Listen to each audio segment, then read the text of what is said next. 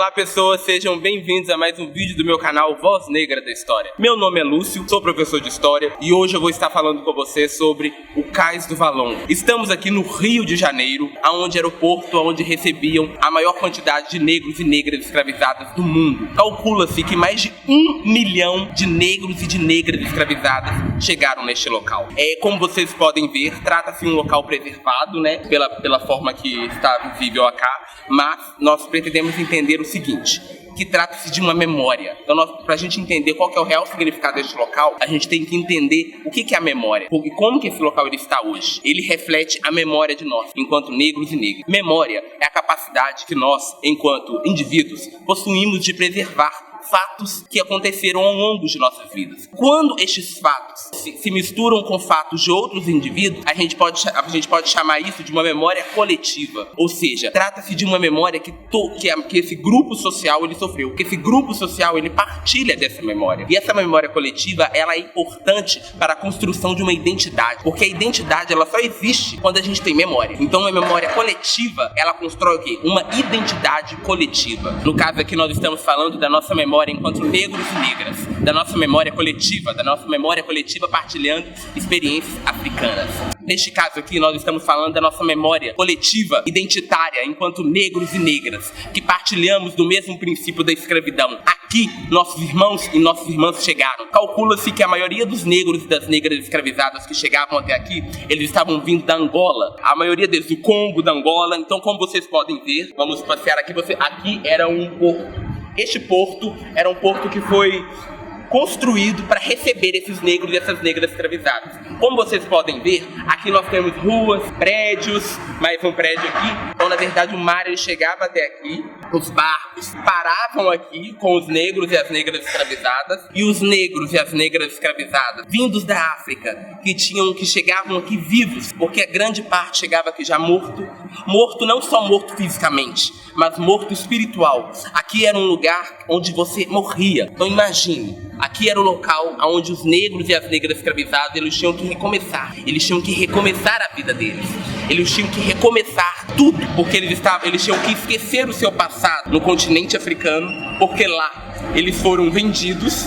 E é interessante ressaltar isso, que na própria África, nos próprios reinos africanos, durante o século XVI, existia ali um comércio entre as tribos africanas, que durante o século XVI foi o período, principalmente a partir do fim dos anos de 1600, onde se iniciou ali o tráfico de escravos. Os portugueses, eles comercializavam com os próprios negros africanos. Então os negros africanos em guerra com as suas outras tribos na África, passavam inimigos da tribo deles para os portugueses. Ou seja, os prisioneiros de tribos rivais eram fornecidos para os portugueses. Os portugueses, como invasores, invadiram aquele continente, entraram em comércio ali com as próprias tribos e dali eles resgataram esses negros e essas negras escravizadas. Calcula-se que mais de 1 milhão chegaram até aqui. Aqui então era dor de estar vivo. Porque se você chegou aqui, você estava vivo. Mas você não estava vivo, não era o seu vivo da África, era um vivo de um recomeço. Como vocês podem ver, esse cais aqui, ele foi todo construído para receber esses negros e essas negras escravizadas. No século XIX,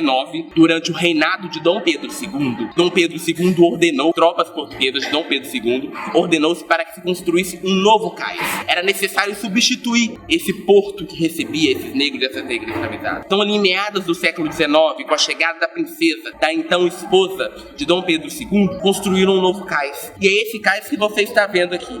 Essas pedras são pedras que foram colocadas de forma proposital para receber a Rainha Teresa Cristina. Seria então prometida de Dom Pedro II. Então era preciso apagar a memória desse povo feio que recebia negros e negras. Devia estar muito feio, né, para os padrões portugueses da época, porque nossa cor para eles é sinônimo de sujeira, é sinônimo de podridão, é sinônimo de ruindade, mas não é. Para nós é sinônimo de força, de vida, de resistência.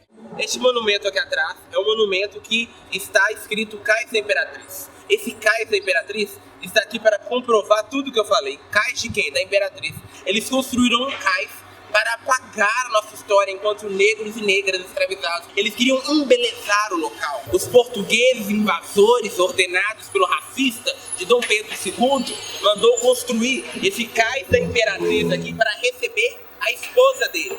Então mandou construir um novo porto para apagar o nosso porto, para apagar a nossa memória. E até hoje, esse cais da Imperatriz, ele tá aqui reinante. Ao invés de falar que é o porto que recebeu mais de 1 milhão de negros e negras escravizados, que trata-se do Holocausto brasileiro, não, o nome ainda está aqui, ó. Está um nome racista, um nome assassino, que é o cais da Imperatriz. Então está na hora de nós dominarmos, está na hora de nós resgatarmos essa memória e de nós impormos o que fizeram conosco e construirmos uma nova forma de sociedade. A partir de então, de uma nova construção de um porto para a tal rainha que iria servir a Dom Pedro II, a memória daquele porto então foi tentaram apagar. No início do século XX, aqui sofreu esse processo de higienização. Então, durante a presidência do governo de Pereira Passos, que é o presidente do nosso país deste período, esse governo ele vai ordenar que se apague a memória da construção do Porto da Rainha. Até o Porto da Rainha que eles usaram para apagar a nossa história do Porto da recepção dos negros e negras escravizados foi também apagada. Pereira Passos ordenou que se tampasse tudo isso aqui que a gente está vendo. Todo esse poço então foi tampado. Somente em 2011, durante a reforma do Rio de Janeiro para receber as Olimpíadas, então o Rio de Janeiro tinha que oferecer o quê? Uma cidade bonita, uma cidade apresentável para os brancas que vêm de todo mundo aí para explorar essa cidade em razão da Olimpíada. Aí determinou-se a construção do Museu do Amanhã, que é logo ali no Porto. O Museu do Amanhã, também no início do século XX, em parceria com a Fundação Roberto Marinho, é interessante denunciar isso, em parceria com a Rede Globo, a Prefeitura do Rio de Janeiro vai construir aquele museu, que trata-se de um espaço estético de dominação que vai tentar apagar a nossa memória do povo. Então as pessoas agora não vêm aqui visando por tentar entender a nossa historicidade enquanto negros e negras. Vêm para invadir o Museu do Amanhã, que foi construído para nos apagar. E antes que alguém critique o Museu do Amanhã, falando que a gente está falando mal do Museu do Amanhã, pelo contrário, nós nem entramos lá, mas a estrutura, a força que o lugar tem, foi criada especificamente para fazer um apagamento da historicidade dos negros e da resistência do povo negro. Então aquele prédio gigante lá do Museu do Amanhã é só para apagar a nossa memória negra. Exatamente. E quando eles foram construir aquele prédio, eles perceberam que ali eles encontraram esqueletos, né? Esqueletos de quê? Dos ossos. Pessoas escravizadas que acabaram de chegar aqui, e aí eles chegavam aqui e aí já eram deportados. Calcula-se que aqui tem vários esqueletos enterrados, porque nosso povo era tratado assim, eram jogados às traças do século XVII ao século XIX e até os dias de hoje, não é verdade? E aí eles perceberam que aqui tratava-se também de um cais. Eles encontraram essas pedras, porque eles cavaram, né? Então eles encontraram que aqui era um porto que da época de 200 anos atrás, durante o governo de Dom Pedro II, para apagar a nossa memória. Então, esse espaço aqui, nós temos que agradecer que ele ainda está aqui, nós temos que lutar para a preservação de nosso espaço, da nossa historicidade e da nossa dor. É necessário para que nós reforçamos a nossa história, é necessário que a gente valorize esse espaço, é necessário que a gente responsabilize quais agentes históricos foram responsáveis pelo nosso apagamento. Aí eu incluo toda a monarquia de Dom Pedro II e principalmente a metrópole portuguesa invasora que invadiu o nosso espaço e ainda nos trouxe para cá. Se você está pensando que isso aqui foi construído, que a prefeitura do Rio de Janeiro, essa prefeitura maldita e assassina e racista que está governando o Rio de Janeiro está deixando visível por vontade própria? Mentira! Isso aqui só está dessa forma porque houve pressão internacional. A Unesco, em parceria com a Embaixada dos Estados Unidos, construíram esse espaço aqui e obrigam esse espaço a estar conservado para preservar a nossa memória, porque se não fosse uma ação externa, essa força assassina e cruel para nós, enquanto negros e negras, que está governando o Rio de Janeiro, e não só o Rio de Janeiro, mas que está governando o país inteiro, essas forças assassinas, elas irão apagar essa história. Então nós não podemos deixar que essa história ela seja apagada. Então é nosso dever, enquanto negros e negras, preservar essa memória, preservar esse espaço cruel, essa dor, essa memória de esquecimento em que todos os nossos irmãos negros, que todas as nossas irmãs negras eram obrigadas a enfrentar quando chegavam nesse espaço cruel e racista que é até os dias de hoje. E se tiver algum branco falando, não, mas vocês querem que preservar a dor? Se tiver algum branco pensando isso, preservar a dor significa preservar a memória, preservar que nossos antepassados foram excluídos, porque senão a gente vive num mundo utópico que existe moreno, branco, todo mundo juntos vivendo a mesma coisa, não existe racismo com o branco existe, e a gente obviamente sabe que a estrutura racial do país é muito diferente, que a gente tem uma segregação enorme da população branca, da população negra, e que o racismo ele é estrutural, ou seja, ele vai atingir todos os pontos. E é neste ponto que a gente tem que que preservar a nossa memória e saber que o Rio de Janeiro é negro. O Rio de Janeiro, os negros e as negras, eles ocupam a praia. Você encontra pessoas negras aqui aonde você for.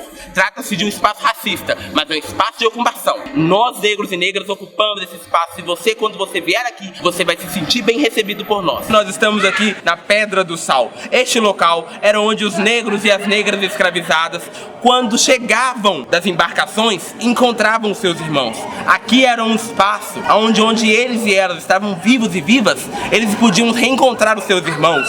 Então aqui ocorria a venda de sal, onde havia um grande comércio escravocrata aqui. Então os negros e as negras que sobreviviam das embarcações malignas, eles vinham pra cá. E aqui eles se sentiam recolhidos, aqui tinham festas, existia o samba, existia toda a comemoração pela sobrevivência, pela única capacidade de estar vivo. Então a gente quer dizer sobre isso, sobre a nossa valorização das nossas vidas enquanto negros e negras, porque nós, vivos e vivas, já somos revolucionários. Brancos e brancas e negros e negras não conscientizados e não reconhecem as nossas dores, não reconhecem as nossas historicidades, porque eles não conhecem o nosso conhecimento.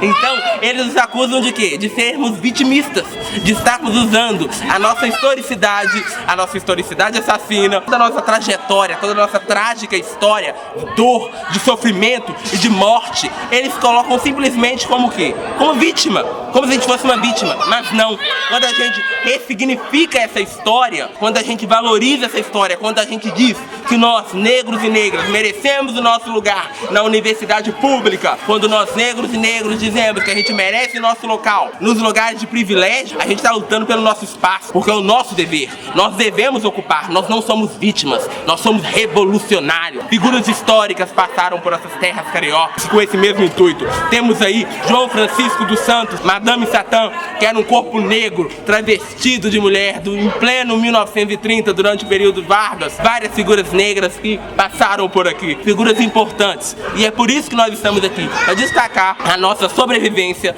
a nossa capacidade revolucionária de figuras históricas, como Zumbi dos Palmares, que temos logo ali um grafite. Temos Marielle Franco, a nossa grande revolucionária e que deu a vida por nós e que hoje é a nossa mártir. E é isso que me faz vir aqui, para destacar a nossa capacidade de resistência. Estarmos vivos é algo revolucionário em um país que quer a nossa morte, não só a nossa morte física, mas a nossa morte espiritual, a nossa morte da autoestima. Nós vamos ficar vivos, nós vamos ocupar o que nos é do direito e nós vamos chegar até aqui, a Pedra do Sal, como algo revolucionário. Então, por favor, preserve a nossa memória, valorize-a e a idolatre-a, porque nós ainda vamos reconquistar o nosso espaço que nós temos direito. O Rio de Janeiro é nosso, e não só o Rio de Janeiro, mas o Brasil. O Brasil foi construído por nós, por negros e negras, e nós um dia vamos pegar este poder e vamos governar da forma que merece ser governada para nós enquanto povo negro. Muito obrigado pela sua participação, pela sua visualização. Vou dar um joinha neste vídeo,